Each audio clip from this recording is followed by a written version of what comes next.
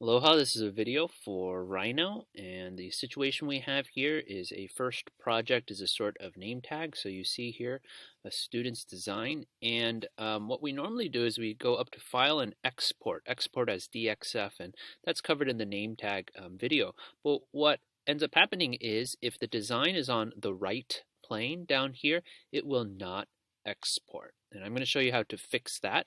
I do want to review a few things here. We've got the 4 view versus 1 view. In the 4 view, we can change any of these around. You can, if you accidentally, let's say, have 3 front views, you can right click and go to front. All right, you can pick that. You can also do a command. So right now we're in 4 view. We can type 1 view and press enter, and it'll switch to there. Or we can put the digit 4 and then view, and then we can do that.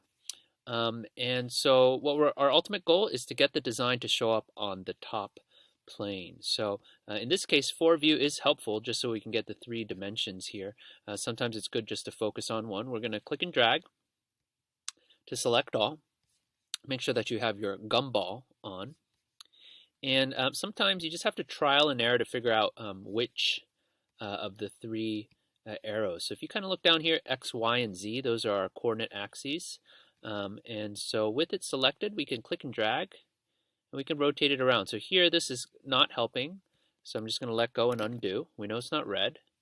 And let's see, is it green? Now, once you click and drag, hold the Shift key, and it'll lock it in 90-degree increments. Okay, this looks like this is the way we want it to be. Let's say if it wasn't, then we could try the blue. Click and drag, and then we can hold the Shift key to lock it in place.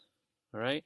You can also let's say we figured out green was the one. We can double click and then have it rotate a certain amount. I think 90 is our number. And there you go. Now, let's say if this design was sort of mirrored, we need to do it 180 degrees. So we can click and drag again.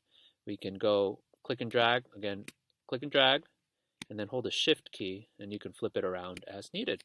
So there you have it, a way to make sure that the top plane, the top view has your design, because when we export as DXF, then it's only going to take the top view. Now, you could share the Rhino, the .3dm file with your teacher, but I think now with this video, you can adjust this yourself, and please reach out if you have any questions. Aloha.